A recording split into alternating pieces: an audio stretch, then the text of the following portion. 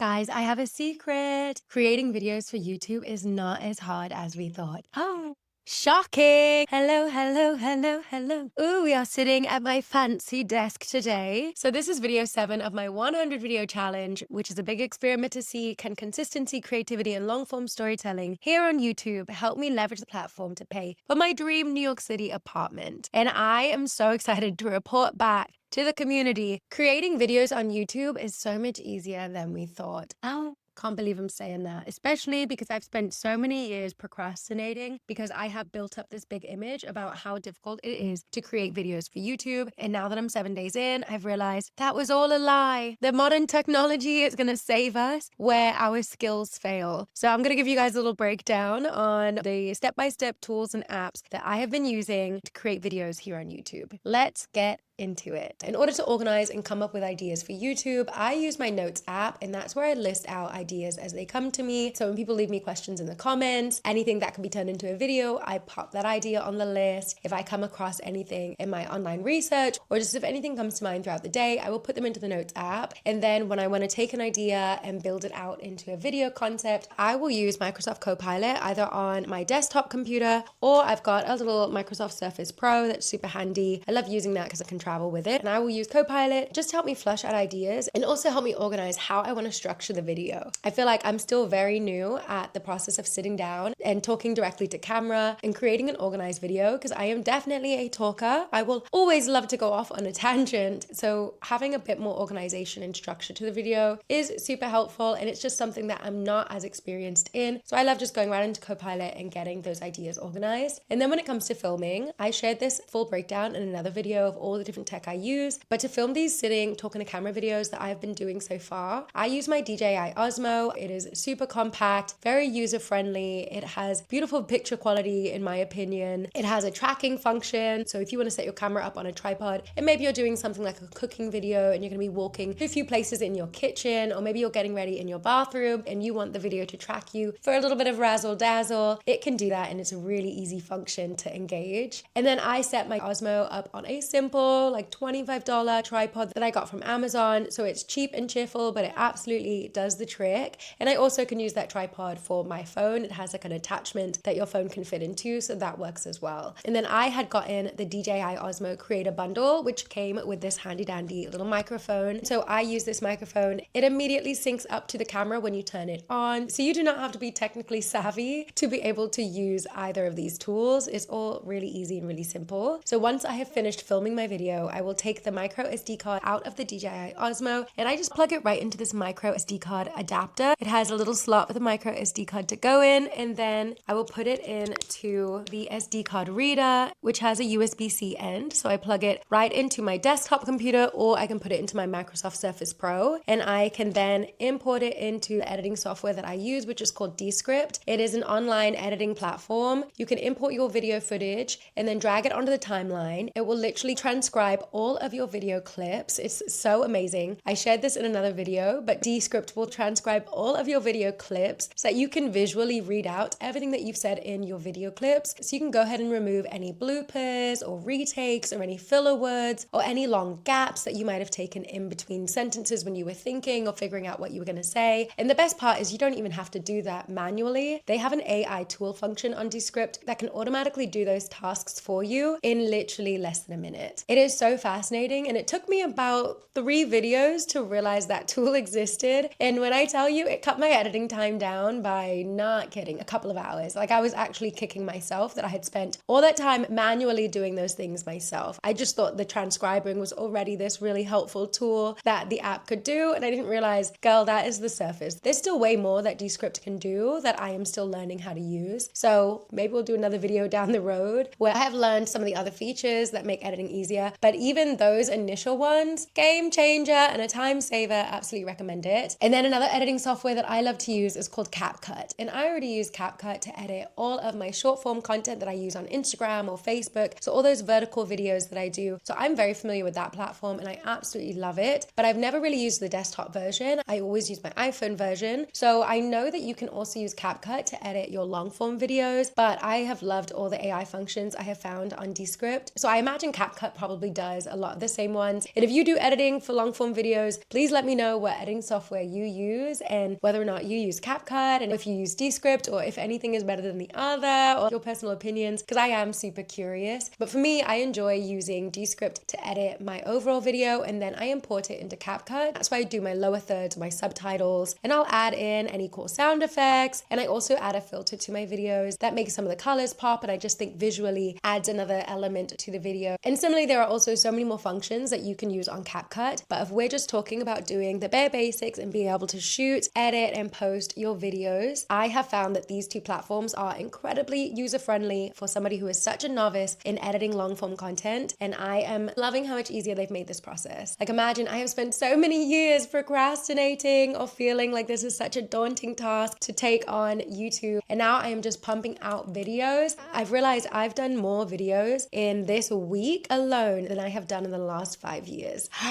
Isn't that absolutely crazy? And it's all thanks to these tools and apps that I've been using that have made this process so much easier. So once I've edited the videos in Descript and then did some final touches that I wanted to do on CapCut, I will then take a screenshot of like one of the frames of the videos and I import that into Canva, and that's where I've been making my thumbnails. And it's so funny. I guess my initial thumbnails have not been very good because somebody actually sent me an email, and shout out them. I appreciate them taking the initiative and being thoughtful and sensitive in how they worded it, but they did send me an email to let me know like, hey girl, you could be improving the reach and the exposure of your videos by creating more engaging thumbnails. So they went ahead and did a sample thumbnail by taking one of my videos. They took a screenshot from the video and they went ahead and edited their own thumbnail. And I'll admit, when I saw the thumbnail they sent me, it's definitely more captivating and more engaging. And so that really helped me start to understand like, okay, I definitely need to lean into these edits a lot better. And then they also sent me some additional information around optimizing the titles for SEO, optimizing my description, and just some basic tips that are going to enhance my videos' reach and engagement, playing into some of the things that YouTube tends to favor. But yeah, with that said, I use Canva to edit my thumbnails, and I do appreciate that Canva has a ton of AI tools as well. So if you want to remove the background and add wording where the wording sits behind your face, if you want to add cool colors or cool text, if you want to do any graphics. So I've been experimenting with Canva now to try to create more engaging thumbnails. So over this 100 video challenge, we should absolutely see a progression from my initial thumbnails that I was using to what I'm going to be creating as I move forward. But yeah, Canva is definitely a great tool, and they already have a ton of different templates on there for thumbnails and for other social media templates. So if you want to do a Facebook header, if you want to do Instagram stories or Instagram reel covers, if you want to do a press kit or a pitch deck, like they have a ton of different templates for social media assets, but then for other resources. So I would definitely check out Canva if you are looking to up your game when it comes to some of your graphics, but maybe you don't have a ton of skills, or even if you do have a lot of skills, I think Canva is just one of those user-friendly platforms where you're going to be able to really enhance and level up on those types of resources. Okay, so now we've covered how I'm coming up with my ideas for YouTube, the tools I'm using to shoot my videos for YouTube, the platforms and apps that I'm using to edit the actual visual footage as well as the thumbnails. So then now when it comes to uploading my videos to YouTube, I will go to my YouTube Studio section, I will import the video, and then I go back to Copilot. In the same chat, I'll be like, okay, video is done and ready to go. Help me generate some great options for the title, for the description, and then for the tags. I'll do my own edits to what Copilot has suggested so that it has my personality. I'll take that information and then I'll fill in all the details necessary for the YouTube video, and I will schedule it. Initially, I was just posting the video as soon as I finished editing, but what I found is that was pretty much at like 10, 11 p.m., 12 a.m., 1 a.m. And so I realized that is just not going to aid in getting the best engagement and the best opportunities for people to view the videos because everyone's going to be asleep. So I started scheduling the videos to go live around 7 or 8 a.m. sometime in the morning when people are actually going to be up. And even then, now that I have more videos up on YouTube, I will definitely start going through and reading all of those analytics so I can actually see, okay, when is my audience online? Which videos are performing better? Which thumbnails are working better? Like, I'm going to start using some of the tools that are actually on the YouTube platform so that I can improve my videos, because that's the kind of feedback you definitely want to pay attention to. Because honestly, those are the types of analytics or data that I would look at on my Instagram content, and has helped me completely change the type of content I create on Instagram to be more engaging, to be more impactful, to have more reach, and has helped me grow my Instagram platform over 140,000 in the last year, which is the biggest jump I've had in my social media career. So I will definitely be looking at those analytics and researching other people's YouTube videos to understand how do I actually interpret and then apply the data that I'm going to be reading on those videos. But that's something we can cover in a future video once I have learned it. Okay, thank you guys guys so much for watching. I hope this information helps anyone who, similar to myself, is a beginner doing long form content on YouTube, but maybe you've been wanting to do it for years and you felt intimidated by the process. I am definitely here to tell you that yes, there is a learning curve, but it's so much less scary and just not as hard as we have built it up to be. And I will say, once you rip that band-aid off of like the awkwardness of thinking you're being on camera, of listening and saying, oh, I don't like how my voice sounds, or I don't like the way I've said something, or I wish I'd dressed differently or done my hair differently. Once you get past that initial phase of like nitpicking things in your video, and instead you just take them for what they are, which is helpful information that can inspire other people or entertain other people or inform other people, let your content serve that purpose and leave it at that. Like, stop putting so much pressure on your content to be this high value production and just so much impactful information that people can take away and it'll change their lives. Like, just share what you know and share authentically and be yourself, and people are gonna love it. And people are so kind. And anybody who's not kind, guess what? You delete it. You delete it and you block them and you move on like it never happened.